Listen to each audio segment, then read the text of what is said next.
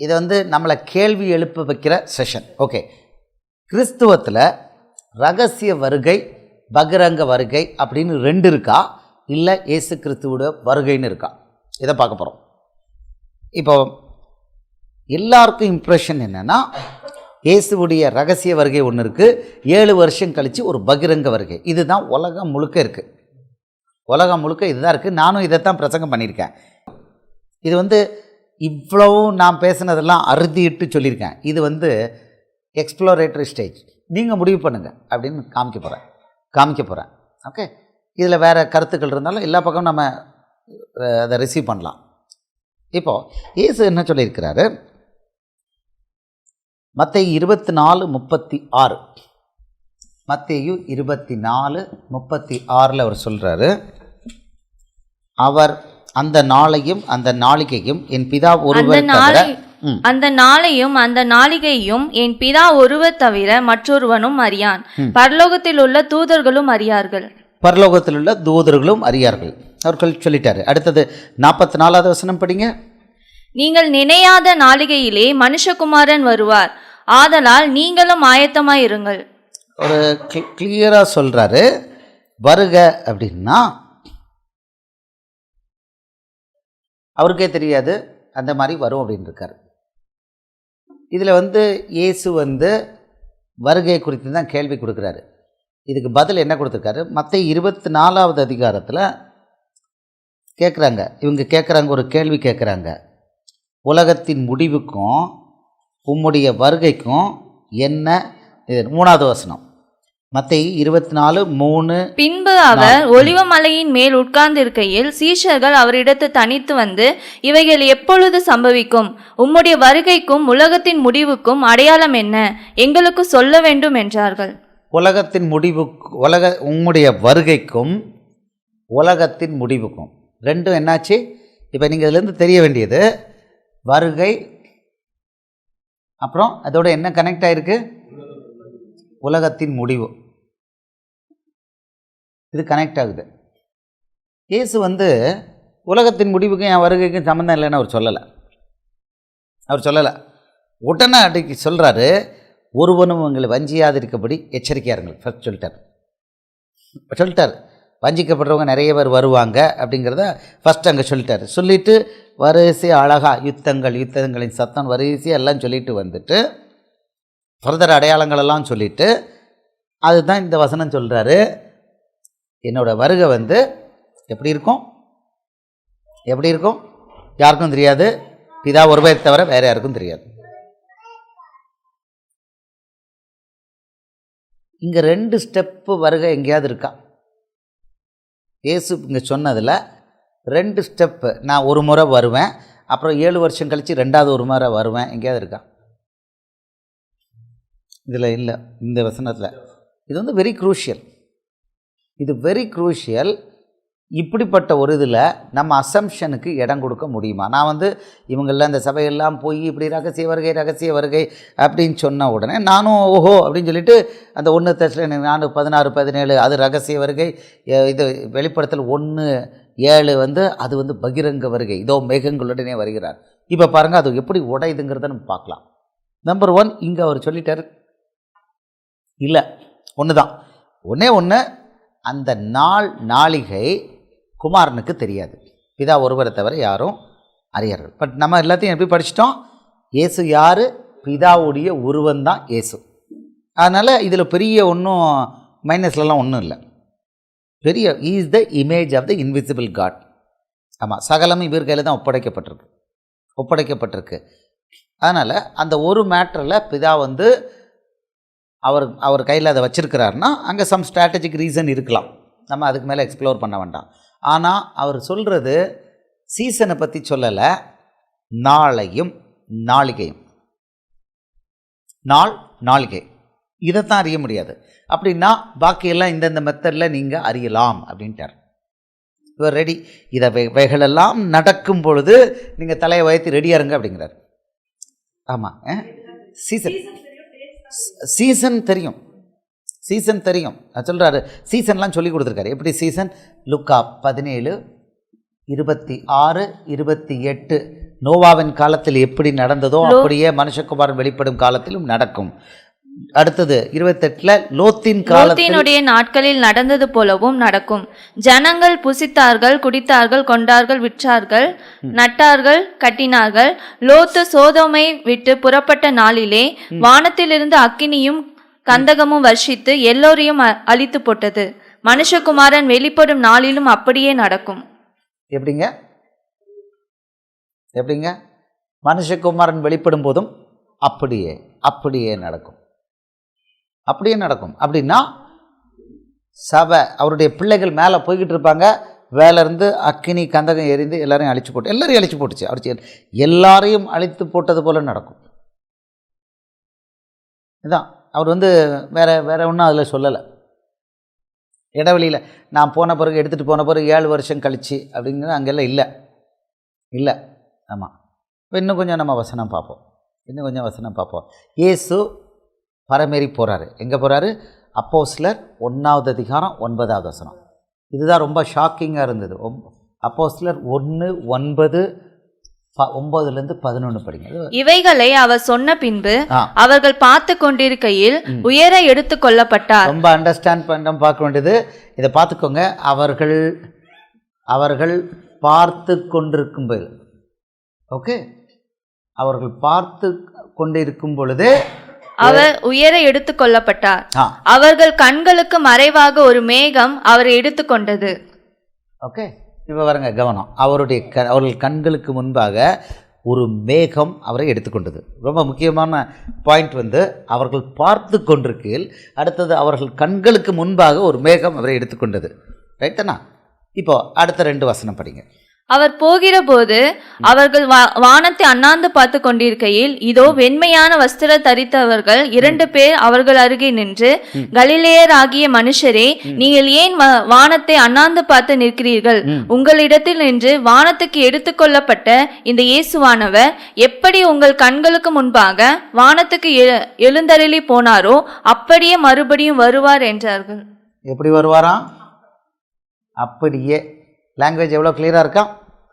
எப்படி உங்கள் கண்களுக்கு முன்பாக வானத்துக்கு எடுத்துக்கொள்ளப்பட்டாரோ அப்படியே வருவார். அப்படின்னா இவரை எல்லாரும் பார்த்து கொண்டிருக்கும்போது ஏறினார். ஒரு மேகம் அவங்க கண்களுக்கு முன்னால் எடுத்துச்சு. அப்படின்னா இவர் ரிவர்ஸில் வரும்போது எப்படி வரணும்னா மேகத்தில் வருவார். எல்லாரும் அவரை பார்ப்பாங்க. ஓகே, மேகத்தில் வருவார். எல்லாரும் அவரை பார்ப்பாங்க. இப்போ இதை நம்ம பார்க்கும் பொழுது வெளிப்படுத்தல் 1வது அதிகாரம்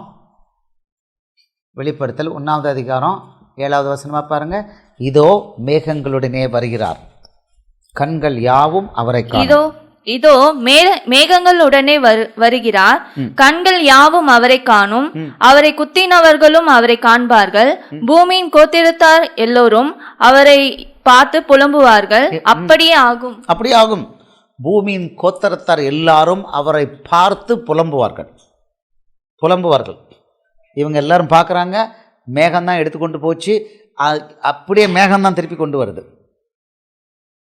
இதோ மேகங்களுடனே வருகிறார், கண்கள் யாவும் அவரை காணும். அவரை குத்தினவர்களும் அவரை பார்ப்பார்கள். பூமியின் கோத்திரத்தார் எல்லாரும் அவரை பார்த்து புலம்புவார்கள். இப்போ இது பகிரங்க வருகைன்னு இதுக்கு பேர் கொடுத்துட்டாங்க இவங்க. ஆனால் இதைத்தான் இயேசு இங்கே சொல்லிட்டாரு. ஏசப்பா அங்கே சொல்லியிருக்கணும், இங்கே சொல்லியிருக்கணும், அதுதான் அப்படின்னு இப்போ நம்ம சொல்கிறோம். இதை நம்ம பார்க்கணும், இன்னும் அனலைஸ் பண்ணணும். இப்போ அனலைஸ் இப்போ இன்னும் ரெண்டு பார்க்கலாம். இவங்க ரகசிய வருகைன்னு சொல்கிறது 1 தெசலோனிக்கர் 4:16-17. அடுத்தது 1 கொரிந்தியர் 15:51-52 படிங்க பார்க்கலாம். ஏனெனில் கர்த்தர் தாமே ஆரவாரத்தோடும் பிரதான தூதனுடைய சத்தத்தோடும் தேவ எக்காலத்தோடும் வானத்திலிருந்து இறங்கி வருவார். அப்பொழுது கிறிஸ்துவுக்குள் மரித்தவர்கள் முதலாவது எழுந்திருப்பார்கள். பின்பு உயிரோடு இருக்கும் நாமும் கர்த்தருக்கு எதிர்கொண்டு போக மேகங்கள் மேல் அவர்களோடு கூட ஆகாயத்தில் எடுத்துக்கொள்ளப்பட்டு. எப்படி இடையில ஒரு வார்த்தை வந்தது, உயிரோடு இருக்கும் மேகங்கள் மேல்.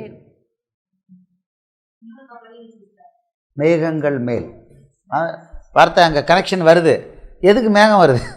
மேகம் தான் வந்து கூட்டிகிட்டு போகுது. படிங்க என்ன ஒரு தடவை வேணாம். ஏனெனில் கர்த்தர் தாமே ஆரவாரத்தோடும் பிரதான தூதனுடைய சத்தத்தோடும் தேவ எக்காலத்தோடும் வானத்திலிருந்து இறங்கி வருவார். அப்பொழுது கிறிஸ்துவுக்குள் மரித்தவர்கள் முதலாவது எழுந்திருப்பார்கள். பின்பு உயிரோடு இருக்கும் நாமும் கர்த்தருக்கு எதிர்கொண்டு போக மேகங்கள் மேல் அவர்களோடு கூட ஆகாயத்தில் எடுத்துக்கொள்ளப்பட்டு இவ்விதமாய் எப்பொழுதும் கர்த்தருடனே கூட இருப்போம். மேகங்கள் மேல் அவர்களோட கூட. அப்போ அவங்கெல்லாம் எதில் வராங்க? மேகத்தோட வராங்க. எஸ், சிஸ்டர் சோனாலிக்கு அவ்வளோ சந்தோஷமாயிட்டு ரோசாலிக்கு மேகங்கள் மேலே. ஆமாம், பார்த்தீங்கன்னா மேகங்கள் மேல் அவர்களோடே கூட ஆகாயத்தில் எடுத்துக்கொள்ளப்பட்டு மேகத்தில் தான் ஏறி போனார். அதே தான். இப்போ ஒரு இதெல்லாம் கனெக்ட் ஆகுது. அங்கே பர்மனெண்ட்டாக இருக்கிறோம். அடுத்தது நம்ம வருவோம். இதில் பார்த்துட்டோம். 1 கொரிந்தியர் 15:51-52.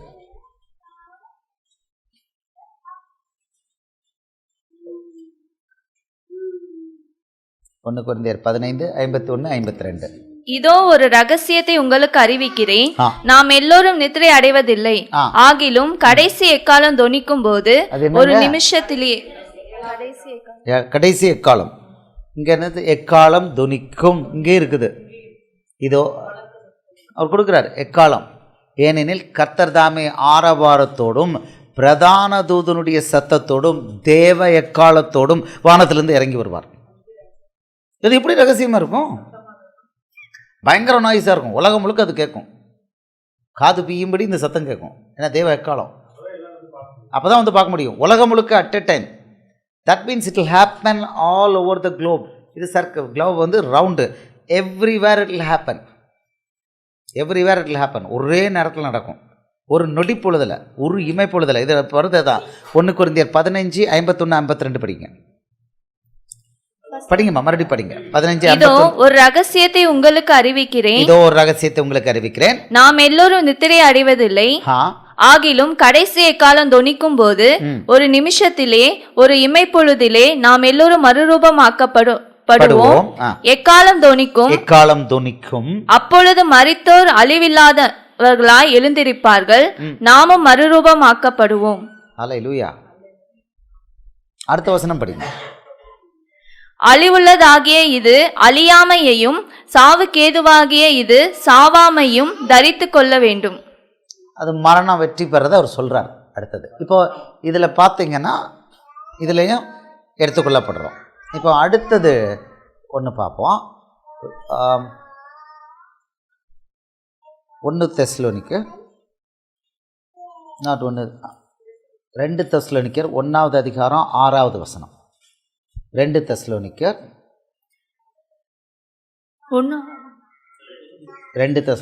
1வது அதிகாரம் உங்களை 6-7.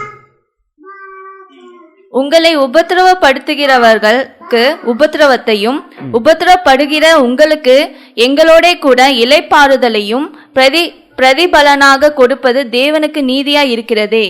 தேவனை அறியாதவர்களுக்கும் நம்முடைய கர்த்தராகிய இயேசு கிறிஸ்துவின் சுவிசேஷத்துக்கு கீழ்ப்படியாதவர்களுக்கும் நீதியுள்ள ஆக்கினியை செலுத்தும்படிக்கு தான் கீழே இறங்கி வரார். நீதியுள்ள ஆக்கினியை செலுத்தும்படிக்கும் கர்த்தராகிய இயேசு தமது வல்லமையின் தூதரோடும் ஜுவாலித்து எரிகிற அக்கினியோடும் வானத்திலிருந்து வெளிப்படும் போது அப்படியாகும். தம்முடைய வல்லமை பொருந்திய தூதரோடும் மறுபடியும் படிங்க. தமது வல்லமையின் தூதரோடும் ஜுவாலித்து எரிகிற அக்கினியோடும். சும்மா வரல. ஜுவாலித்து எரிகிற அக்கினியோடும் வானத்திலிருந்து வெளிப்படும் போது அப்படி ஆகும். அப்படி ஆகும்போது அடுத்தது என்ன நடக்கு பாருங்க. அந்நாளிலே இருங்க. இப்போ என்ன? இப்போ வந்து இவங்களோட பெரிய இதெல்லாம் ராப்சர் வரும். இவங்க அப்படி காணாமல் போயிடுவாங்க. யாருக்கும் எக்கால சத்தம் கேட்காது. இவங்களுக்கு மட்டும் கேட்கும். அதுக்கு பிறகு அந்தி கிறிஸ்து டேக் ஓவர் பண்ணுவான். 3.5 வருஷம் அக்ரிமெண்ட் போடுவான். 3.5 வருஷம் கொல்லுவான். நிறைய சொல்லிட்டு இருக்காங்க. ஆனால் உடனே பாருங்க அடுத்தது. அந்நாளிலே தம்முடைய பரிசுத்தவான்களில் மகிமைப்படத்தக்கவராயும் நீங்கள் எங்களுடைய சாட்சியை விசுவாசித்தபடியினாலே உங்களிடத்திலும் விசுவாசிக்கிறவர்கள் எல்லாரிடத்திலும் ஆச்சரியப்படத்தக்கவராயும் அவர் வரும்போது. இப்போ என்னாச்சு? சபை எங்க இருக்கு? பூமியில தான் இருக்கு. பூமியில் தான் இருக்குது. நம்ம ஆச்சரியப்படத்தக்கதாக வருவார்னு இருக்குது, பூமியில் தான் இருக்குது.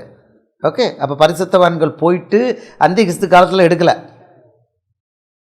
பரிசுத்தவான்கள் ஆச்சரியப்படத்தக்கதாய் வரும் பொழுது படிங்க. அவர்கள் கர்த்தருடைய சன்னிதானத்தில் இருந்தும், இந்த அவிசுவாசியாதவர்கள் கர்த்தருடைய சன்னிதானத்திலிருந்தும் அவருடைய வல்லமை பொருந்திய மகிமையிலிருந்தும் நீங்களாகி நித்திய அழிவாகிய தண்டனையை அடைவார்கள். தமிழ் ஈஸியாக இருக்கா கஷ்டமாக இருக்கா? தமிழ் ஈஸியாக இருக்கா கஷ்டமாக இருக்கா? திருப்பி ஒரு தடவை படிக்குமா, அந்த லாஸ்ட் வசனத்தை படிங்க மகள. அவர்கள் கர்த்தருடைய சன்னிதானத்தில் இருந்தும், அதாவது சபை இயேசுடைய பிள்ளைகள் மேலே போன உடனே, மகிமையாக போன உடனே அங்கே என்ன நடக்குது பாருங்க. மிச்சம் உள்ளவங்க அவர்கள் கர்த்தருடைய சன்னிதானத்திலிருந்தும் அவருடைய வல்லமை பொருந்திய மகிமையிலிருந்தும் நீங்களாகி நித்திய அழிவாகிய தண்டனையை அடைவார்கள். இங்கே எங்கே இருக்குது? 7 வருஷம் கழித்து அந்தி கிறிஸ்து வந்து அவர்கிட்ட நீங்கள் கழுத்து வெட்டப்பட்டு பரலோகம் போகலாம், எங்கே இருக்குது? இந்த கதைகள்லாம் எங்கே இருக்குது? என்ன பிரதர்? எல்லாமே பொய், எல்லாமே பொய்யா இருக்குது. இப்போ பார்த்தா இவங்க கிளியராக இருக்குது. அவங்க அவருடைய பரிசுத்தவான்கள் ஆச்சரியப்படத்தக்கதாய் வரும் பொழுது அவன் என்ன சொல்கிறான்? 1 பேதுரு 1:7. கொஞ்சம் வருகையை பற்றி பேதுரு நிறைய சொல்லியிருக்கான். 1 பேதுரு 1:7 சொல்கிறான் பாருங்க.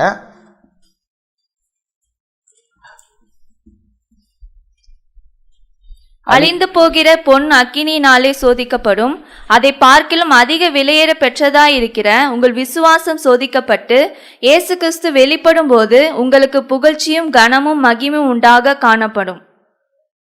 புகழ்ச்சி, கன, மகிமை, நித்திய பரலோகம், இல்லாட்டி இகழ்ச்சி. இயேசு கிறிஸ்துவ வருகை = புகழ்ச்சி ஒரு குரூப்புக்கு, மகிமை இன்னொரு குரூப்புக்கு, இகழ்ச்சி. கிளீனாக அங்கே வருது. இது பேதுரு வச்சு அங்கே பவுலை வச்சு சொல்கிறாரு. அவங்க வந்து அவருடைய வல்லமை பொருந்திய சன்னிதானத்திலிருந்து நிரந்தரமாக ஆக்கணைக்குள்ளாக்கப்படுவாங்க.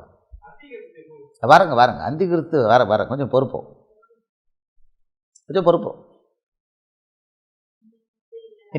இப்போ இது வரைக்கும் இது கரெக்டாக இருக்குதா? இதில் எங்கே இந்த 2 ஸ்டெப்பு ப்ராசஸ் எங்கே இருக்குது?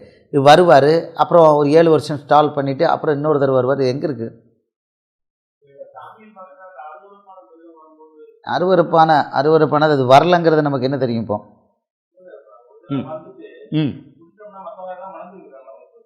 மனம் திரும்புவாங்களா? சான்ஸ் இல்லையே.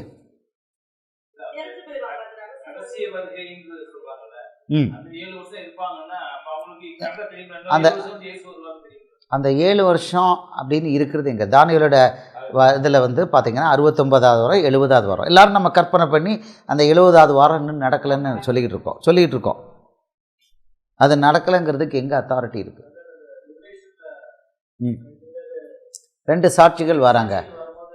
ரெவலேஷன், ஆமாம், 3.5 வருஷம் கணக்கு போடுங்க ஐயா. 1365 நாட்கள். ஒரு நாள் = 1 இயர். ஒரு நாள் 1365 வருஷம் அவங்க வந்து சாட்சி சொல்லுவாங்களா? பைபிளில் நீங்கள் வந்து ஒரு நாள் அப்படின்னு சொல்லி கணக்கு போட்டு தான் பண்ணியிருக்கிறாரு. ஒரு வாரம்னா 7 வருஷம்.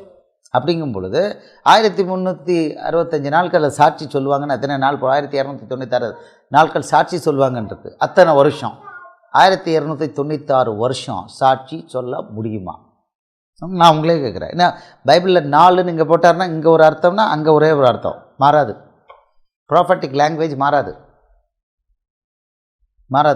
ஸோ கரெக்டாக அந்த 2 சாட்சிகள் நம்ம நினச்சிக்கிட்டோம் மனுஷங்க, எலியாவும் யாரோ வரப்போகிறாங்க அப்படின்னு சொல்லி நினச்சிக்கிட்டு இருக்கோம். நம்மளாக கற்பனையும் பண்ணிக்கிட்டோம், ஏனோக்கு வருவான் கற்பனை பண்ணிக்கிட்டோம்.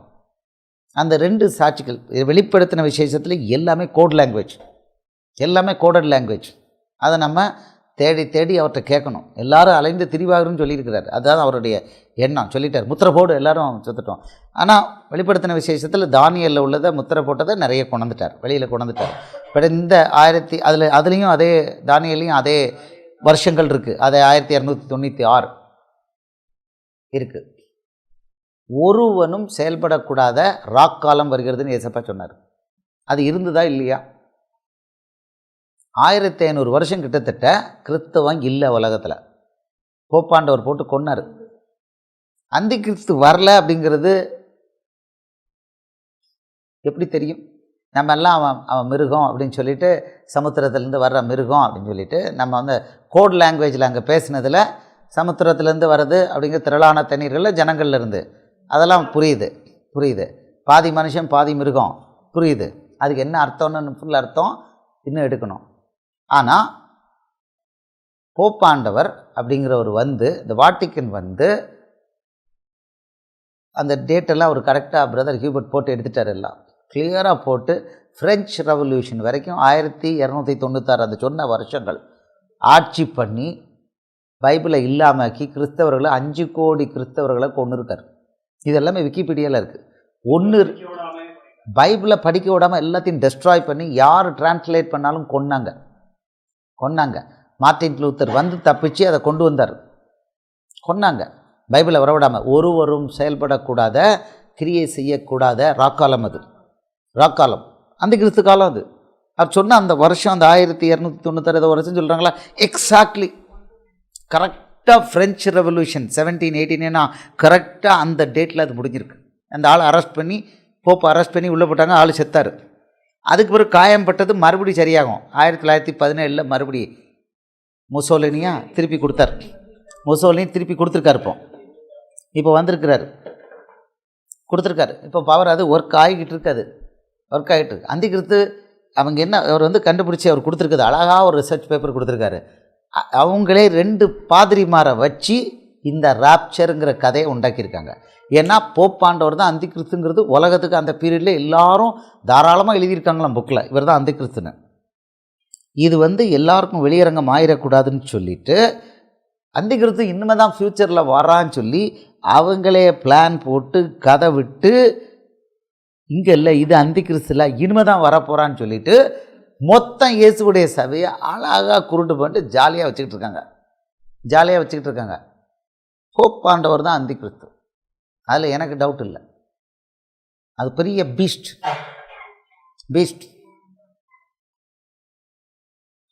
பார்க்கலாம். ஏன்னா 5 கோடி பேரை கொண்டிருக்காரு இது வரைக்கும் வாட்டிக்கன். 5 கோடி. அப்போ என்ன பேருனா, ராஜாக்கள் வந்தால் வாட்டிக்கனில் வந்து போப்பாண்டவர் காலில் தரையில் இருக்கணுமா, இவர் கால் எடுத்து தலையில் வைப்பாராம், வச்சு ப்ளஸ் பண்ணுவாராம். பரவி இருக்கு. இப்போ பரவாயில்லையா? கண்ட்ரோல் அங்கே தான். கண்ட்ரோல் இன்னும் வரல. கண்ட்ரோல் அதாவது அவன் வெளிப்பட்டுட்டான். 1500 வருஷத்துக்கு முன்னாலே வெளிப்பட்டுட்டான். ஒன்றாவது முத்திரை.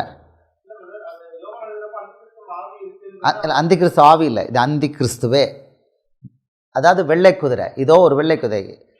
வெளிப்படுத்தின விசேஷம் 6வது அதிகாரம் 1வது வசனம். வெள்ளை குதிரை. அவன் கையில் என்ன இருக்கான் பாருங்க. வெளிப்படுத்தின விசேஷம் 6வது அதிகாரம் 1வது வசனம். இப்போ வந்து ரொம்ப டீப்பாக போகிறதில்ல, ஒரு லெவலுக்கு விட்டுட்டு நம்மளை யோசிக்க வைக்கிறதுக்கு தான் இது. வெளிப்படுத்தின விசேஷம் 6வது அதிகாரம் 1வது வசனம்.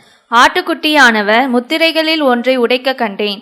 அப்பொழுது 4 ஜீவன்களில் ஒன்று என்னை நோக்கி, நீ வந்து பார் என்று இடிமுழக்க போன்ற சத்தமாய் சொல்ல கேட்டேன். நான் பார்த்தபோது இதோ ஒரு வெள்ளை குதிரையை கண்டேன். அதன் மேல் ஏறி இருந்தவன் வில்லை பிடித்திருந்தான். அவனுக்கு ஒரு கிரீடம் கொடுக்கப்பட்டது. அவன் ஜெயிப்பவனாகவும் புறப்பட்டான். அவர் 2ஆம் முத்திரையோடு. அவன் கையில் என்ன இருக்கு? வில் இருக்கு. எது இல்லை? அம்பு கிடையாது. அவன் ஜெயிக்கிறவனாகவும்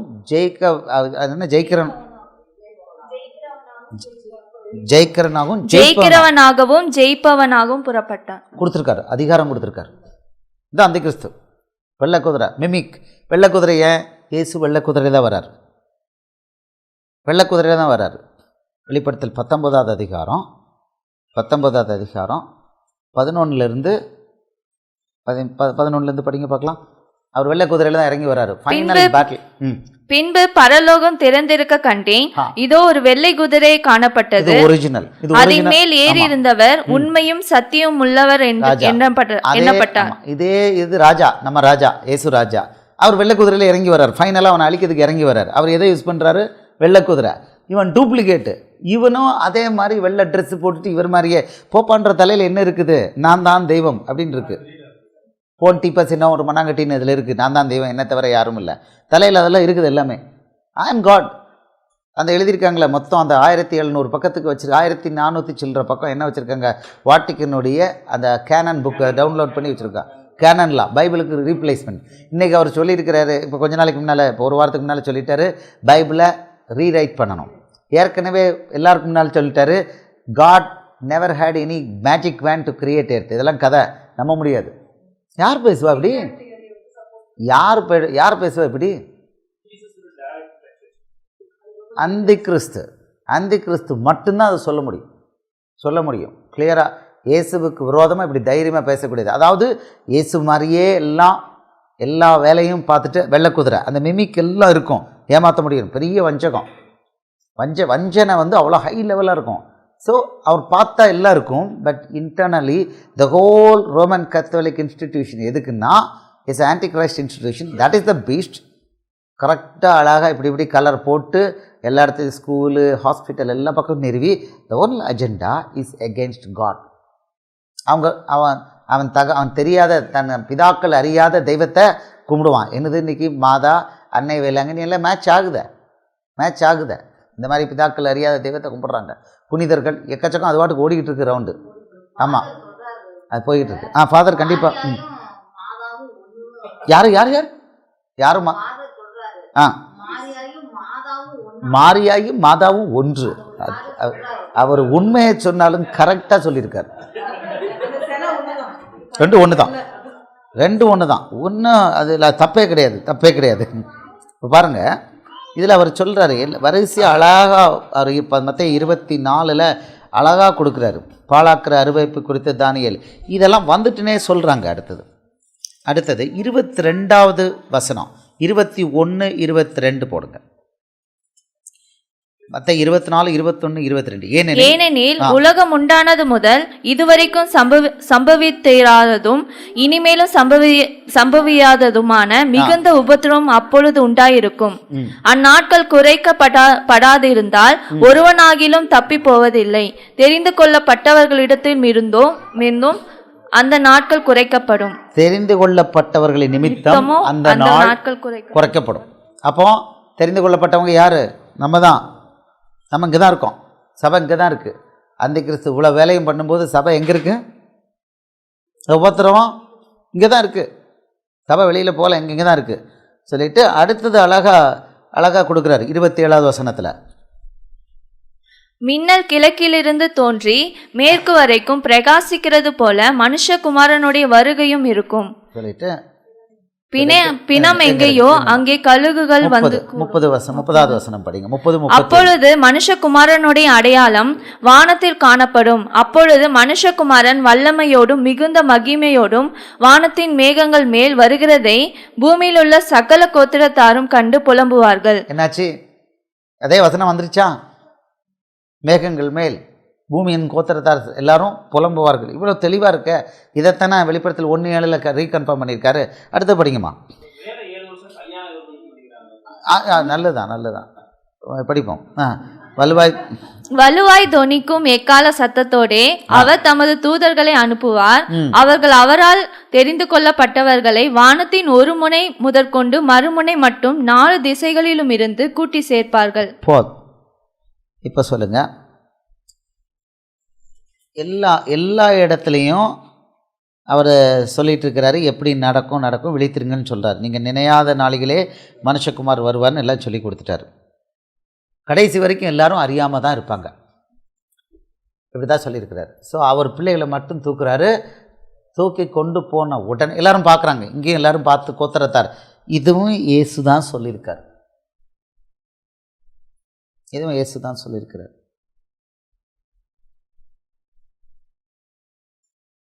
மேகம்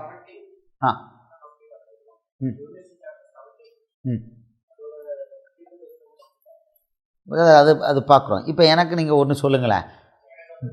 நான் இப்போ கேட்குறேன், உங்கள்கிட்ட நான் கேட்குறேன், புக் ஆஃப் ரிவலேஷனில் ராப்சர் இல்லைன்னா 2வது வருகை எங்கே இருக்குது சொல்லுங்களேன்.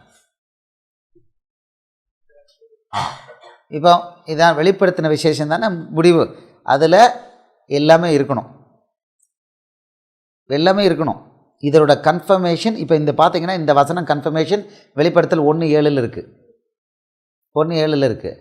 அப்படின்னா இதுக்கு முன்னால் ஒரு ரகசிய வருகை இருக்குன்னா அது எங்கே வந்திருக்கணும்? வெளிப்படுத்தின விசேஷத்தில் வந்திருக்கணும். எங்கே இருக்குது வெளிப்படுத்தின விசேஷத்தில் வருகை எங்கே இருக்குன்னா அது தெரியுமா?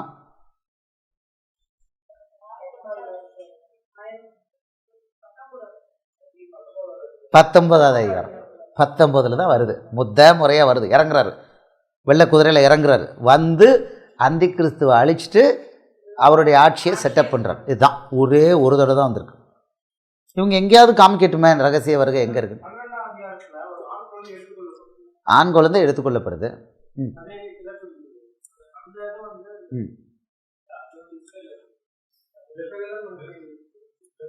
சபை வந்து கற்புள்ள கன்னிகை தான் சொல்கிறாரே தவிர ஆண் குழந்தைய எங்கேயுமே அவர் கொடுக்கல, சொல்லலை.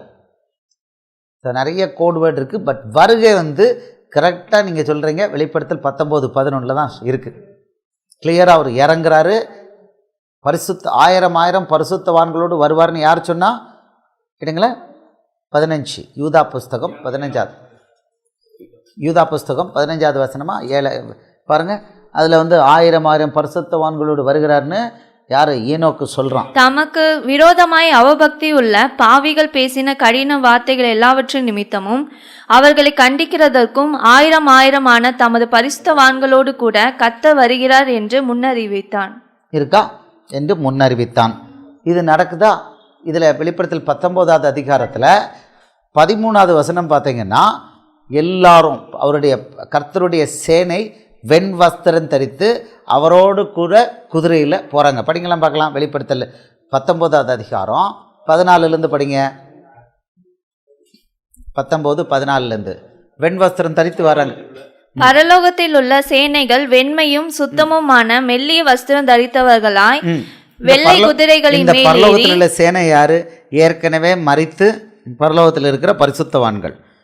இப்போ தூதர்களுக்கு உங்களுக்கு வந்து ரெக்கை இருக்கும். அவங்க வந்து குதிரையில் வராங்களான்னு வராது, இறங்குறாங்க, குதிரையில் தான் இறங்குறாங்க. மறுபடியும் படிங்க. ஆமாம், மறுபடியும். பரலோகத்தில் உள்ள சேனைகள் வெண்மையும் சுத்தமுமான மெல்லிய வஸ்திரம் தரித்தவர்களாய் வெள்ளை குதிரைகளின் மேல் ஏறி அவருக்கு பின் சென்றார்கள். புறஜாதிகளை வெட்டும் படிக்கு அவருடைய வாயிலிருந்து கூர்மையான பட்டயம் புறப்படுகிறது. இரும்பு கோலால் அவர்களை அரசாளுவார். அவர் சர்வ வல்லமையுள்ள தேவனுடைய உக்கிர கோபமாகிய மதுவுள்ள ஆலையை மிதிப்பார். இதெல்லாம் நிறைய மீனிங் இருக்கு. இதெல்லாம் நிறைய மீனிங். அவர் வந்து உடனே வெட்டுறதில்ல. ஒரு கர்த்தருடைய நாள்னு ஒரு அழிவு இருக்குது. பூமியில் ஒரு நியாயத்தீர்ப்பு இருக்குது. ஒரு இடி இருக்குது, அட்டி. எல்லாத்தையும் ஒரு உதை கொடுத்துட்டு பூமியை ஒரு லெவல் மாற்றுவார். ஏசாயா 13:13 ஏசாயா 13:13 சொல்கிறார். இது நிமித்தம் படிங்களேன். ஏசாயா 13:13 கர்த்தருடைய நாள் ஒரு பெரிய சப்ஜெக்ட். ஆமாம்.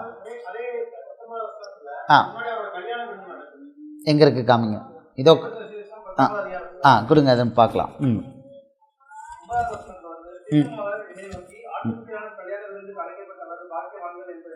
அழைக்கப்பட்டவர்கள் தான். those who are called இப்பவுமே நமக்கு தெரியும். அழைக்கப்பட்டவங்க பாக்கியவான்கள். பட் வந்துட்டாங்கன்னு சொல்லலை அவரை. இங்கே தான் ஜெஃபர்சன் இங்கே தான் இருக்குது. வருகை, ரெண்டாவது வருகை, இயேசுவோட வருகை ஒரே இடத்துல தான், ஒரே மாதிரி தான் இருக்குது. எல்லா இடத்துலையும் மேகங்களோடு வராங்க. 1000 பரிசுத்தவான்கள் வராங்க. வந்தாங்கன்னா அழிவு, அக்னி. வெண் வஸ்திரம் வந்து அங்கே இருக்குது. அவருடைய பரிசுத்தவான்களுடைய நீதி வெண் வஸ்திரம் கொடுத்துருக்காரு.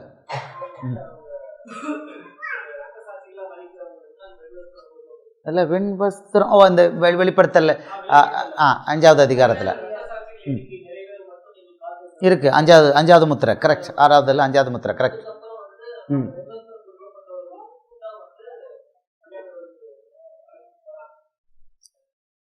இருக்கு. முதலாம் இருக்கு. வாங்க நீங்கள் பின்னாலேருந்து விளவும் சொல்கிறீங்க. மைக்கும் இல்லாமல் சொல்லிக்கிட்டே இருக்கீங்க. ஒன்றுமே இங்கே வராது. இதில் ஒன்றுமே வராது. எங்களுக்கு மட்டும் கேட்காது. எங்களுக்கு மட்டும் கேட்கும், மைக்கில் வராது. ஸோ நீங்கள் என்ன சொல்ல வரீங்க? மைக்கு அவர் கையில் கொடுங்க. இதெல்லாம் பேட்டரி போயிடுச்சு. வாங்க இங்கே வந்து கேளுங்க. இங்கே கம் இது வந்து நல்ல ஒரு டிபேட். இதை வந்து இனிஷியேட் பண்ணுறோம். we are initiating. நம்ம வந்து அறுதிட்டு சொல்லலை, இப்படி தான் இருக்குது, இது ஏமாத்துன்னா நம்ம எஸ்கேப் ஆகணும். ஆமாம், இது ஏமாத்துன்னா நம்ம எஸ்கேப் ஆகணும். சொல்லுங்கள் பிரதர். எனக்கும் வந்து அதில் கிளாரிட்டி இல்லை. ஆனால் வந்து ஆன்லைன் தான் இருக்குது.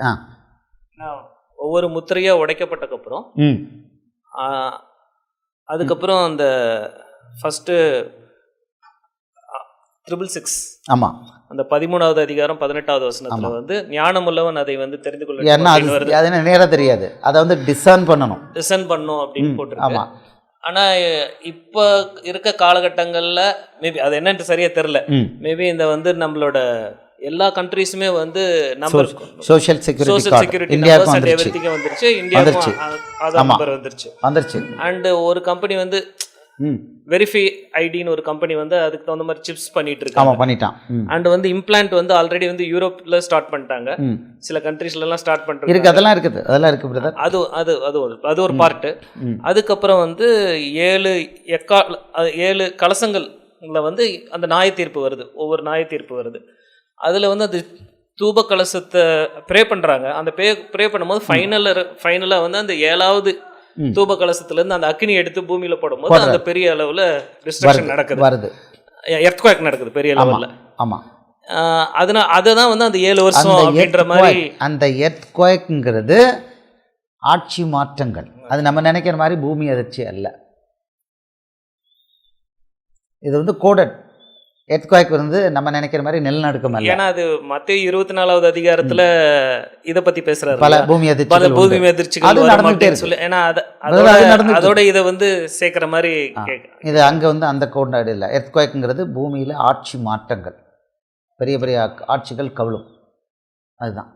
ஸோ இப்போ ஜென்ரலா டாப் அது எல்லாம் என்ன சொல்றாங்கன்னா யூரோப் யூனியன்ல இருந்தா வந்து அந்தி கிறிஸ்து வரும் அப்படின்றது இருக்காது. அது அந்தி கிறிஸ்துங்கிறது சிட்டி ஆஃப் 7 மவுண்டன்ஸ், அது ரோம்ல தான் சொல்லியிருக்கு பைபிள்ல. ரோம் தான் இருக்குது அங்க. ரோமுங்கிறது எதிர அந்த 7 கிலோமீட்டர் 10 கிலோமீட்டர் எத்தனை 250 ஏக்கரா என்னது 100 ஏக்கர் கிளீனா இருக்கு. சிட்டி ஆஃப் 7 ஹில்ஸ்னு இருக்கு. சிட்டி ஆஃப் 7 ஹில்ஸ் அதுதான், அது ரோம் தான் கிளீனா. அதுல இண்டிகேஷன் வாட்டிகன் தான் அந்தி கிறிஸ்துன்னு பைபிள்ல இருக்கு. வேற யாரும் கிடையாது, வேற யாரும் வர முடியாது. அவர் தான் வேற யாரும் கிடையாது. ஸோ பைபிள் கிளீனா சொல்லுது வாட்டிகன் தான் போப்பாண்டவர் தான் அந்தி கிறிஸ்துன்னு பைபிளில் கிளியரா இருக்கு. லிட்டில் வான் அங்கிருந்தா வருது. இப்போ ஆமா, அதான் 17வது அதிகாரமா 18வது அதிகாரம். இப்போ நம்மளுடைய டிஸ்கஷன் 2 ஸ்டேஜ் வருகை இருக்கா இல்லை ஒன்னா? இப்போ இருக்கிற வசனங்கள் எல்லாம் பார்க்கும்போது ஒன்று தான். அதுக்கு பிறகு இதெல்லாம் முடித்த பிறகு ஆமாம் 2 பேதுரு 3வது அதிகாரம் அதெல்லாம் உண்டு. 1000 வருஷத்தில் 2 பேதுரு 3வது அதிகாரத்தில் 7வது வசனம் நினைக்கிறேன். அவர் அங்கே இன்னும் கொஞ்சம் கொடுக்குறாரு. என்ன நடக்க போகிறா. கரெக்ட் தான். 2 பேதுரு 3:7.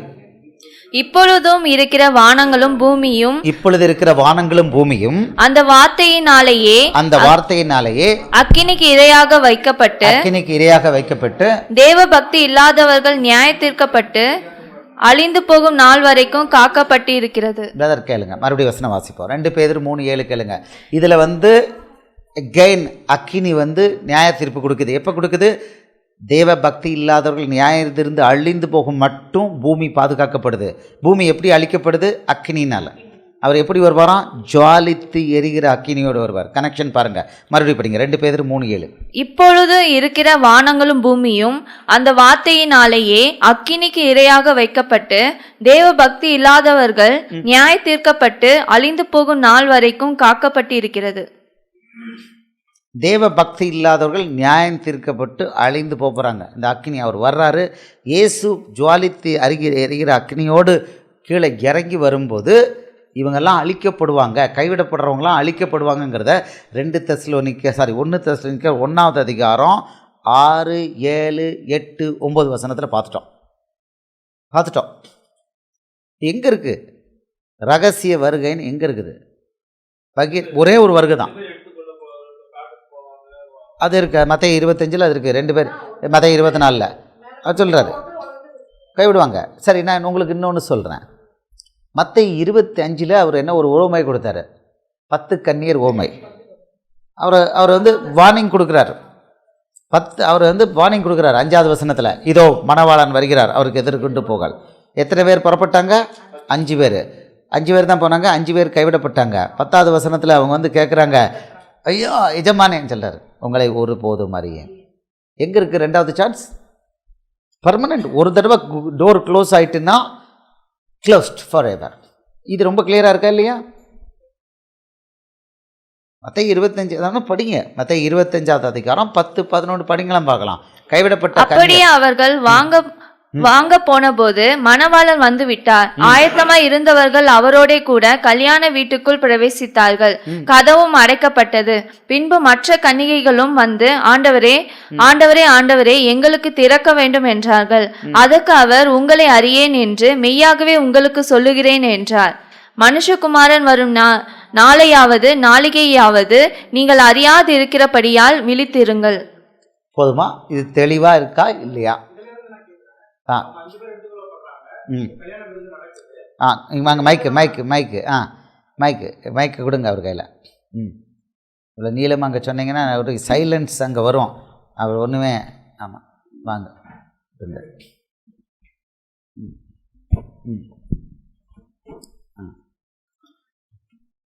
வாங்க. சரி, இந்த 5 கன்னியர் ஊமையில் 5 பேர் எடுத்துக்கொள்ளப்படுறாங்க. ஒரு கல்யாண விருந்து நடக்குது, இதை நம்ம ஒத்துக்கிறோம். அதுக்கு அடுத்து நம்ம அர்மகதோன் யுத்தம் நடக்கிறப்ப அந்த கிறிஸ்துவ நாமம் தரிக்காத ஒரு கூட்டம் மக்கள் வந்து அவரை எதிர்த்து கொண்டு அவருக்கு ஜெயம் சொல்லிட்டு போகிறாங்க. இதுவும் நம்ம வெளிப்படுத்த விஷயத்தில் படிக்கிறோம். வசனம் கொடுங்க. அர்மகதோன் யுத்தத்தில் அவருடைய ஆட்கள் யார் இருக்கான்னு சொல்லுங்க. ஒருத்தரும் கிடையாது. மொத்தமாக எல்லாரும் கூடிக்கொள்கிறாங்க அவருக்கு எதிராக. மொத்தமாக எதிராக கூடிக்கொள்கிறாங்க அர்மகதோனில். இங்கே அவருடைய ஆள்கள் அங்கே எங்கேயும் கிடையாது அர்மகதோன் போது. ஸோ அதில் தான் அவர் வாராரு, பட்டயத்தில், அந்த வாயின் பட்டயத்தினால அழிக்கிறார். ஸோ 2 பண்ணுங்க. 2 தெசலோனிக்கர் 2 படிங்க. நீக்கப்படும் போது அந்த அக்கிரமக்காரன் வெளிப்படுவான். அவனை கர்த்தர் தம்முடைய வாயின் சுவாசத்தினாலே அழித்து தம்முடைய வருகையின் பிரசன்னத்தினாலே நாசம் பண்ணுவார். நாசம் பண்ணுவார். வெளிப்படுத்தல் 19வது அதிகாரத்தில் பார்த்தோம். கடைசியில் அந்த கிறிஸ்து அழிக்கப்படுறான். 19-21 அழிக்கப்படுறான். கள்ள தீர்க்கதரிசியும் போடுறான். இதில் போய் போடுறாங்க. இதில் அக்னி கந்தம் எரியிற கடலில் போடப்படுறாங்க. கிளியராக இருக்குது. இதில் எல்லாத்துலேயும் பார்த்தா இப்போ ரகசிய வருகை, பகிரங்க வருகை இருக்குன்னா ரொம்ப கிளியராக இருக்கணும். ஏன்னா இது வந்து முக்கியமானது. அப்படித்தான் ஒரே வருகை தான் இருந்தது. திடீர்னு இந்த ராப்சருங்கிற கதை ஒன்று ஆரம்பிச்சிருக்கு. ராப்சருங்கிறது பைபிளில் அந்த வார்த்தையே கிடையாது.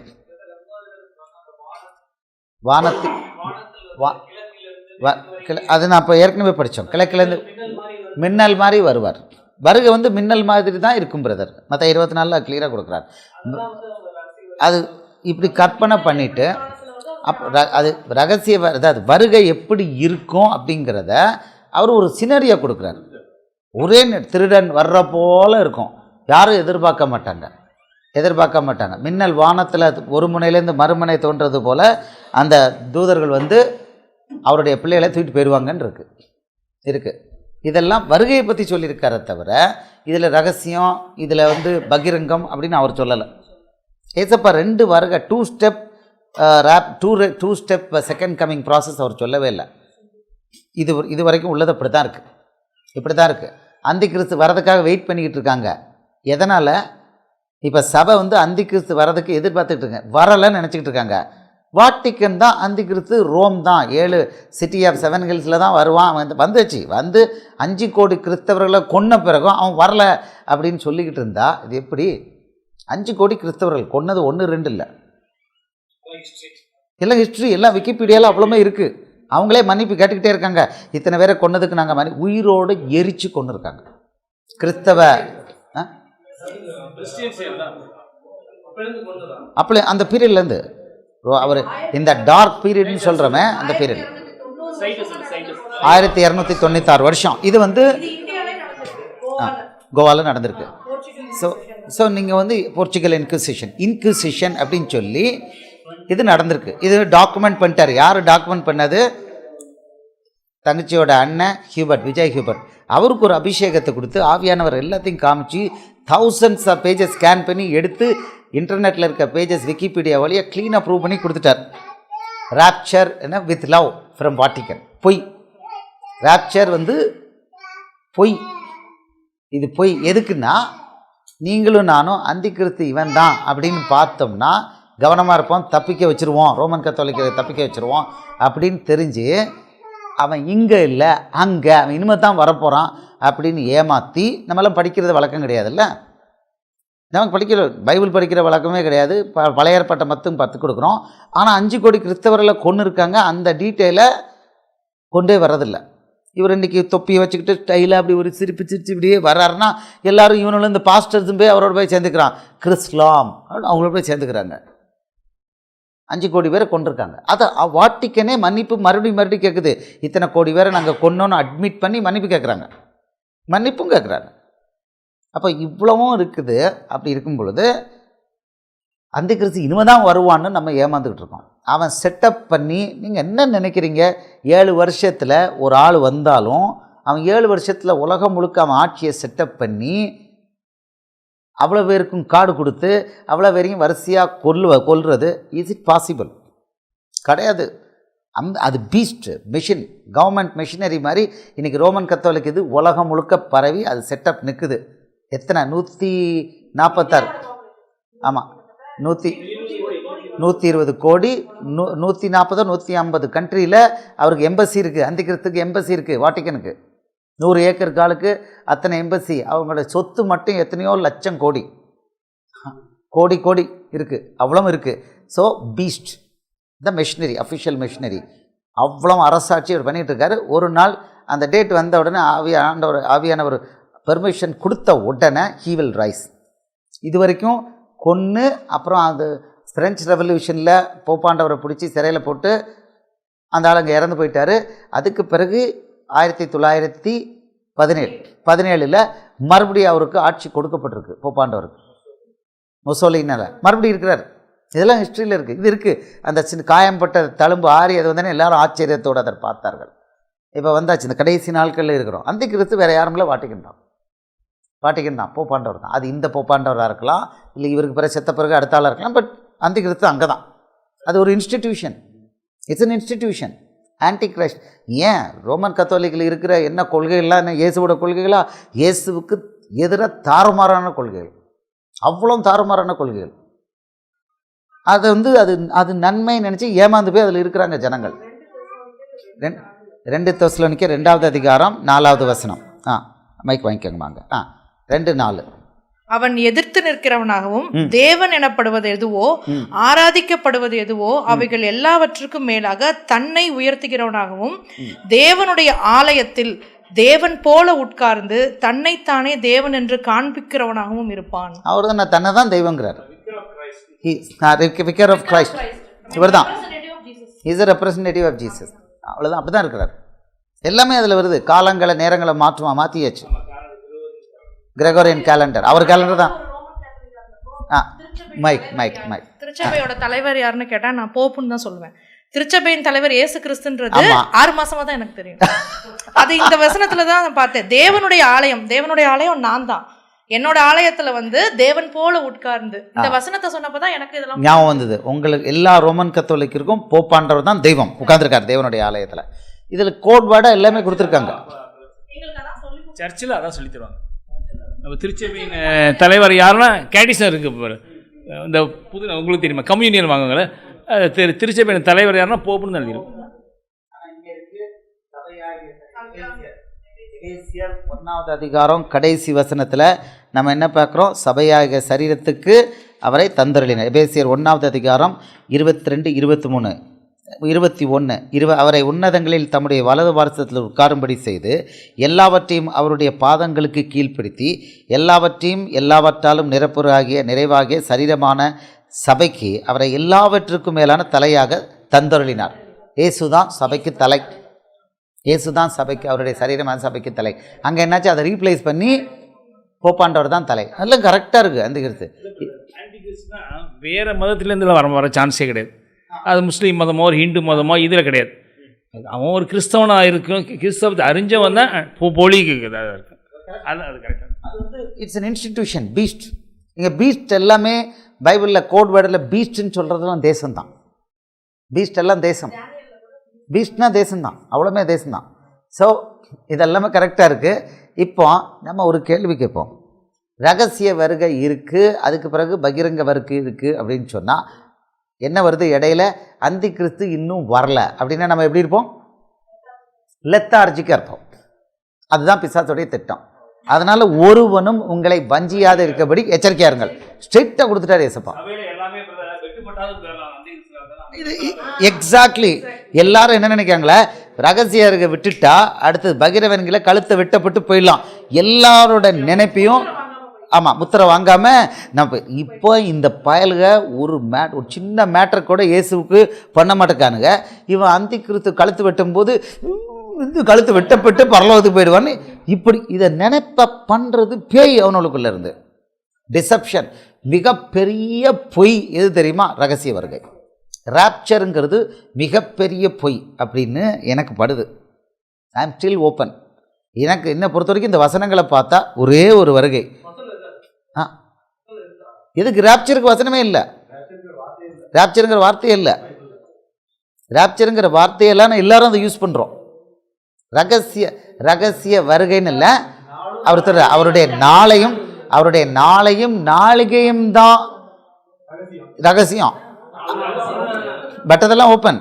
ஆனால் ஒன்ஸ் அவர் வரும்போது அவர் சொல்லியிருக்காரு, பூமியின் கோத்தரத்தார் எல்லாரும் பார்த்து புலம்புவார்கள். சொல்றாரு அடையாளம் காணப்படும். அந்த நாட்களில் உபத்திரவம் முடிந்தவுடன் வானத்தில் அடையாளம் காணப்படுமா? அது என்ன அடையாளம்னு நம்ம தான் கேட்கணும். அடையாளம் மனுஷகுமாரனுடைய அடையாளம் காணப்படும் அப்படின்னா எவ்ரிபடி நோஸ். பாருங்களேன், மற்ற 24 எடுங்க. அழகா அந்த நாட்களில் உபத்திரவம் முடிந்தவுடன் 29 அந்நாட்களில் உபத்திரவம் முடிந்தவுடனே சூரியன் அந்தகாரப்படும், சந்திரன் ஒளியை கூடாதிருக்கும், நட்சத்திரங்கள் வானத்திலிருந்து விடும், வானத்தின் சத்துவங்கள் அசைக்கப்படும். அப்பொழுது மனுஷகுமாரனுடைய அடையாளம் வானத்தில் காணப்படும். அப்பொழுது மனுஷகுமாரன் வல்லமையோடும் மிகுந்த மகிமையோடும் வானத்தின் மேகங்கள் மேல் வருகிறதை பூமியில் உள்ள சகல கோத்திரத்தாரும் கண்டு புலம்புவார்கள். அதுக்கு பிறகுதான் அங்கே சொல்கிறார், வலுவாய் துணிக்கும் எக்கால சத்தத்தோடே அவர் தமது தூதர்களை அனுப்புவார். அவர்கள் அவரால் தெரிந்து கொள்ளப்பட்டவர்களை வானத்தின் ஒரு முனை முதற்கொண்டு மறுமுனை மட்டும் 4 திசையிலிருந்து கூட்டி சேர்ப்பார்கள். எல்லாரும் பார்க்கும்போது தான் வருவார். அப்பந்தான் 4 முனையிலேருந்து அவர் பிள்ளைகள் எடுத்துக்கொள்ளப்படுவாங்க. அப்போ எங்கே இருக்குது அந்த ராப்சருங்கிற கதை எங்கே இருக்குது? ஐயா புரியுதா? இந்த வசனத்தில் சீக்வன்ஸே கொடுத்துருக்கார். கிளியராக அழகாக சீக்வன்ஸ் இருக்குது. எல்லாரும் பார்ப்பாங்க. அவருடைய அடையாளம் வானத்தில் காணப்படும். எல்லாரும் பார்த்து புலம்புவாங்க. அப்பந்தான் வலுவாய் துணிக்கும் சும்மா இல்லை, எக்கால சத்தத்தோட தேவதூதர்கள் வந்து பூமியில் 4 முனையிலிருந்து அவரால் தெரிந்து கொள்ளப்பட்டவர்களை எடுத்துக்கொள்வாங்க. அப்போ எங்கே இருக்குது சபை? எங்கே இருக்குது? பூமியில் தான் இருக்குது. அப்போ எல்லாரும் பார்ப்பாங்கன்னு சொல்லியிருக்காரு. இயேசுவே சொல்லியிருக்காரு. இயேசுவே சொன்ன இந்த வசனத்தை யார் மறுக்க முடியும்? அடுத்து நம்ம ஏற்கனவே பார்த்தோம், உங்கள் கண்களுக்கு முன்பாக வானத்துக்கு எடுத்துக்கொள்ளப்பட்ட இயேசுவானவர் எப்படி உங்கள் கண்களுக்கு முன்பாக எடுத்துக்கொள்ளப்பட்டாரோ அப்படியே திரும்ப வருவார். மேகங்கள் மேல் எடுத்துக்கொள்ளப்பட்டார். இப்போ மேகங்கள் மேல் இதோ வருகிறார். வரிசை எங்கேயும் மேகங்கள் மேலுங்கிறார் ஏசப்பா. ஒரே வார்த்தை, அதுக்கு அந்த கோடு இது கொடுக்குறாரு. அதை நம்ம கனெக்ட் பண்ணணும்னு கரெக்டாக அந்த வார்த்தையை கொடுக்குறாரு. ஸோ ஒரே ஒரு வருகை தான். அது வந்து கொள்ள பொருள். கரெக்டாக யாரெல்லாம் இருக்கிறானோ அவன் மட்டும் எடுத்துக்கொள்ளப்படுவான். திருடா போல தான் இது. அவர் நாளைக்கும் தெரியாதுங்க. இங்கே இந்தியாவில் ஒரு நேரம், அமெரிக்காவில் ஒரு டைம் ஜோன். ஒரே செகண்டில் தான் வரப்போகிறாரு. இங்கே மிட் நைட்டாக இருக்கலாம், அங்கே டே டைமாக இருக்கலாம். ஆமாம்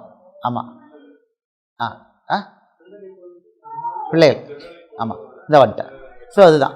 ஆச்சா, இப்போ இதை நீங்கள் அனலைஸ் பண்ணிக்கோங்க. கைவிடப்பட்டவங்க ஒன்றுமே இல்லை. வசனத்தின்படி அங்கே ஒன்றுமே இல்லை. ஆமாம், அதெல்லாம் ஐயா அது நமக்கு தெரியாது ஐயா. வசனத்தின்படி அவனுக்கு அழிவு அவனுக்கு அழிவு, அவ்வளோதான். எல்லாம் விட்டு கைவிடப்பட்டவன் அக்கினினால எரிக்கப்படுவாங்க, பாதாளம். அதுக்கு பேர் அதில் டவுட்டே இல்லை. கைவிடப்பட்டவங்களுக்கு கதை திறக்கிறதா, 2வது தடவை கதவு சான்ஸ் கொடுக்குறதா இல்லவே இல்லை. வசனம் இல்லை. எங்கேயாவது ஒரு இடத்துல இருக்கணுமே. எங்கே இருக்குது? எங்கேயாவது ஒரு இடத்துல செகண்ட் ஸ்டெப்பு அவங்களுக்கு கதவை திறந்து வச்சிருக்கிறாரு. இவங்களுக்கு எங்கே இருக்குது? எங்கே? கரெக்டு. அப்போ அந்த வருகைங்கிறதுக்கு அர்த்தமே இல்லை. அவர் கிளியராக கொடுத்துருக்கிறாரு. எப்போ அந்த லோத்து சோதமை ஒட்டு புறப்பட்ட நாளில் நடந்தது போலவே அவருடைய வருகை நாளிலும் நடக்கணும். 17, 28, 29 லூக்கால சொல்லிட்டாரேன். திரும்பி கூட பார்க்க முடியாது. ஆமாம், வானத்திலிருந்து அக்கினி அழித்தது போலவே நடக்கும் சொல்லிட்டார். இத்தனை கன்ஃபர்மேஷன் இருக்குது. ஒரே ஒரு வருகை தான்ங்கிறதுக்கு. ரைட், இதை நம்ம அனலைஸ் பண்ணுவோம். இப்போ என்னாச்சு சபை?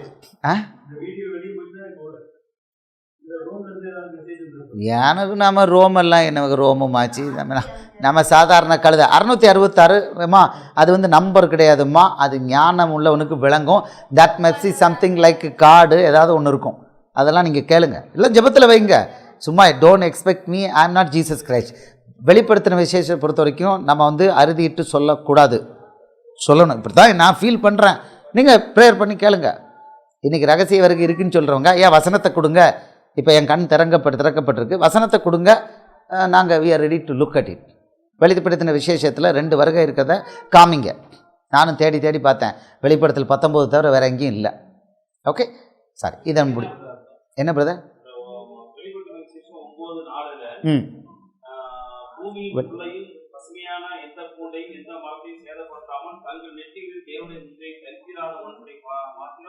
ஆமாம், அப்படின்னா என்னாச்சு? தேவனுடைய மனுஷர்கள் இருக்கிறாங்க, நம்ம நெத்தியிலலாம் இருக்குது, மற்றவங்களும் இருக்காங்க. அப்போ இந்த உபத்திரவங்கள் நடக்கும்போது நம்ம இங்கே தான் இருக்கிறோம். வெளிப்படுத்தல் 19 வரைக்கும் நம்ம இங்கே தான் இருக்கோம், எங்கேயும் போகல. உபத்திரவ காலத்தில் இங்கே தான் இருப்போம்.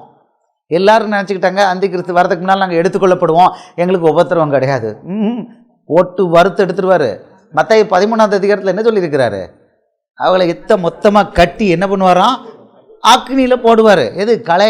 களையை ஃபஸ்ட்டு எடுக்கிறாரு. அடுத்தது வெளிப்படுத்தல் 3ஆவது அதிகாரம் 10வது வசனத்தில் சொல்கிறாரு, பூமியில் எங்கும் இருக்கிறவர்களை சோதிக்கும்படி வர்ற சோதனையிலிருந்து நான் ஒன்றையை தப்பிப்பேங்கிறேன். படிங்க, வெளிப்படுத்தல் 3ஆவது அதிகாரம். இவர் இதுக்கு சொல்கிறாரு, அந்த பிலதெல்பியா சபைக்கு அவர் ஒரு அஷூரன்ஸ் கொடுக்குறாரு. ஆமாம், பூமியில் எங்கும் அது கண்ணியை போல தான் வரும். வெளிப்படுத்தல் 3ஆவது அதிகாரம் பிலதெல்பியா சபைக்கு ஒரு நல்ல வார்த்தை கொடுக்குறாரு. ஏன்னா அவன் கொஞ்சம் பலன் இருந்து இயேசுவை மறுதளிக்காதனால அவனுக்கு ஒரு அஷூரன்ஸ் கொடுக்குறாரு. ஆமாம், பூமி எங்கும் எங்கே இருக்குது?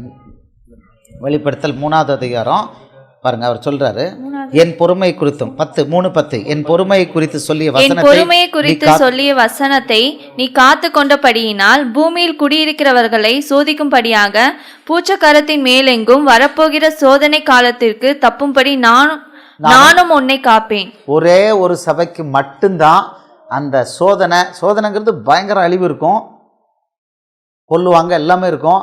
அவர் காக்கிறது யாரை தெரியுமா? பிலதெல்பியான்னு யார் மேலே முத்திரை போட்டிருக்காரோ அந்த குடும்பங்களை மட்டும் பாதுகாப்பார். அந்த குடும்பம்லாம் கணவன் மனைவி. சபைலாம் இவங்க நினைக்கிற மாதிரி கட்டடம்லாம் கிடையாது. ஹஸ்பண்ட் ஒய்ஃப், பிள்ளைகள் கொள்ளை பொருள் கொடுப்பார்.